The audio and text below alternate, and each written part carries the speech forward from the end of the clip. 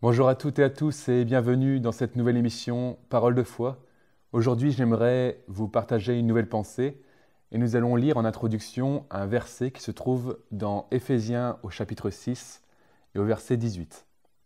Alors nous le lisons et on lit du coup « Faites en tout temps, par l'Esprit, toutes sortes de prières et de supplications. Veillez à cela avec une entière persévérance et priez pour tous les saints. » Vous voyez, dans ce verset, l'apôtre nous appelle à prier. Il appelle chacun à prier, c'est-à-dire demander quelque chose à Dieu. Et ce qui m'intéresse en particulier aujourd'hui, c'est cette expression qui nous dit « faites en tout temps ». C'est vraiment là-dessus que je veux insister aujourd'hui, « faites en tout temps toutes sortes de prières et de supplications ».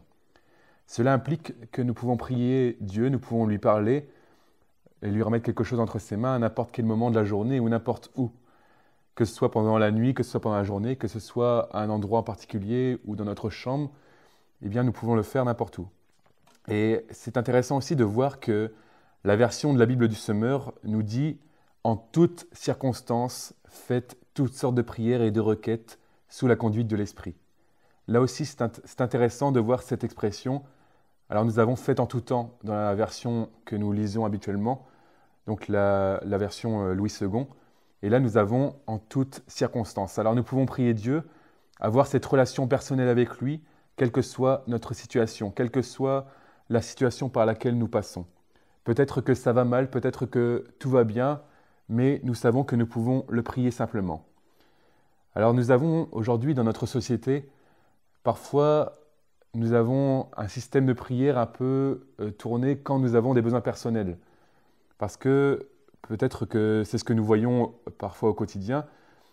Les gens ont plus tendance à prier quand tout va mal ou quand il y a un besoin vraiment à combler. Et pourtant, quand il n'y a rien de spécial ou quand ça va bien, finalement, quand tout va bien, nous pouvons aussi prier et c'est ce que Dieu nous appelle à faire. Alors peut-être que vous vous demandez pourquoi on prie quand tout va bien. Si vous posez cette question, alors nous allons y répondre. Déjà, nous pouvons dire que nous avons tous et nous aurons toujours besoin du secours de Dieu. Lui, il est tout-puissant et nous, nous sommes bien faibles. Alors nous le savons, nous avons cette nature humaine et nous sommes bien faibles. Alors nous avons toujours besoin de Dieu, nous avons besoin qu'il nous protège et dans la prière, dans cette relation avec lui, nous pouvons le remercier pour tout ce qu'il fait, pour ses bienfaits et pour sa protection finalement parce que si ça va bien, c'est qu'il est là et qu'il nous protège.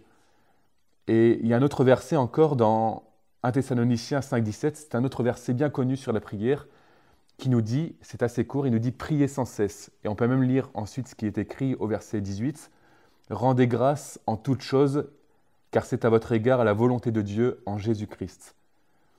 Vous voyez là, ici, dans ce verset, il nous est dit que c'est la volonté de Dieu, pour vous comme pour moi, de rendre grâce à Dieu pour toutes choses. Il y a tellement de choses finalement dans notre vie où le Seigneur agit. Et parfois, nous ne voyons pas toujours tout, et il y a des choses qui sont du domaine de l'invisible, mais Dieu est déjà en train d'agir lorsque nous le prions. Et nous pouvons le remercier, donc en tout temps, nous pouvons lui rendre grâce en toutes choses. Dans ce verset, l'apôtre Paul donc, insiste à nouveau sur le fait de prier en tout temps. Vous voyez cette expression « prier sans cesse », ça rejoint notre verset d'introduction. Nous pouvons avoir cette attitude de prière chaque jour, à chaque instant, où Dieu désire que nous soyons des intercesseurs. Et dès que nous voyons quelque chose autour de nous, dès que nous voyons peut-être une situation ou peut-être un moyen de prier, eh bien, c'est à nous de prendre cette initiative de prier simplement Dieu. Nous sommes appelés à être des hommes et des femmes de prière. Alors, comme le dit le verset que nous avons lu tout à l'heure, veillons à cela avec une entière persévérance, à prier en tout temps et à ne pas nous relâcher. Parce que finalement, quand tout va bien, nous devons être prêts et ne pas nous relâcher. Et parfois, c'est quand nous nous relâchons que viennent les moments difficiles. Alors nous devons continuer de prier et Jésus nous appelle à faire cela. Il l'a dit à ses disciples et il nous le dit à nous-mêmes, de veiller et de prier. J'aime beaucoup dire que Jésus est notre exemple et j'aime dire cette expression qui dit « il est notre exemple par excellence ». Et dans sa vie de prière, c'est la même chose. Jésus, il est aussi notre exemple et un modèle à prendre chaque jour pour nous, que ce soit pour notre vie de prière ou aussi dans notre relation avec le Père. Et je vous invite à relire les évangiles et voir toutes les situations, toutes les fois où Jésus va prier et comment il va le faire finalement. Et là aussi, nous devons prendre exemple sur cela. Alors nous avons parlé de prier quand tout va bien, ou quand ça va bien, ou quand il n'y a rien de spécial finalement. Mais il y a un second point que j'aimerais développer assez rapidement avec vous, c'est de prier finalement quand ça ne va pas bien forcément, ou quand tout va mal, que parfois il y a des situations où ça va vraiment pas bien. Prenons par exemple l'exemple de Néhémie. Néhémie, c'était un véritable homme de prière et son premier réflexe, ça a toujours été de prier. C'était la première chose qu'il faisait à chaque fois.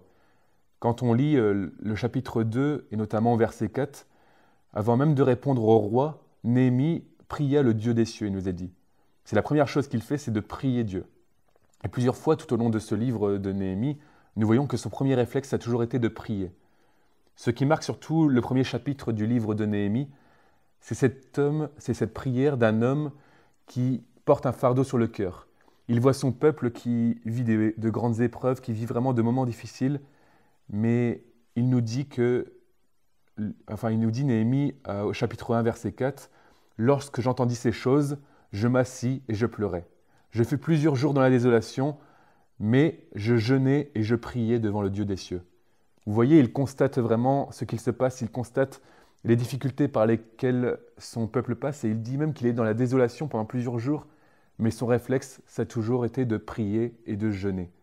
Ce fardeau, il était sur son cœur, et le seul qui pouvait agir finalement dans cette situation, c'était Dieu, alors il ne pouvait que prier. C'est vraiment la seule solution, c'était de prier.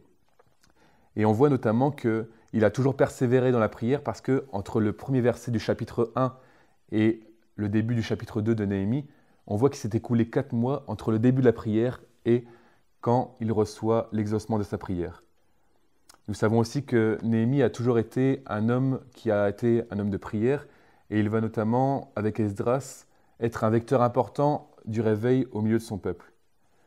Alors nous avons un bel exemple ici, et nous sommes appelés à prier quand nous passons par de grandes tempêtes ou par des tunnels sans fin parfois où nous ne voyons pas le bout, ou des difficultés qui paraissent parfois sans issue. Nous sommes appelés à prier. Parce que Dieu, finalement, va toujours agir au bon moment. Dieu n'est jamais en retard, et ce n'est pas à lui de s'aligner sur notre temps, mais c'est à nous de nous aligner sur le temps de Dieu. Si vous avez l'impression que rien ne bouge, eh bien rappelez-vous que le Seigneur ne tarde pas dans l'accomplissement de sa promesse. C'est l'apôtre Pierre qui nous le dit dans sa seconde lettre. Il y a un verset aussi que j'aimerais partager avec vous dans Jean 16, 33, où Jésus dit « Vous aurez des tribulations dans le monde, mais prenez courage, j'ai vaincu le monde. » Alors c'est vrai, nous aurons des difficultés, mais Dieu, Jésus, a remporté la victoire. Avant de conclure, j'aimerais juste vous parler de George Muller. C'était un homme, si vous ne connaissez pas son témoignage, qui a recueilli de nombreux orphelins durant toute sa vie. Et lorsqu'il a créé son orphelinat en 1836, il a commencé à accueillir de nombreux orphelins et puis il a été au milieu de difficultés. Mais cet orphelinat a recueilli presque 20 000 orphelins depuis sa fondation.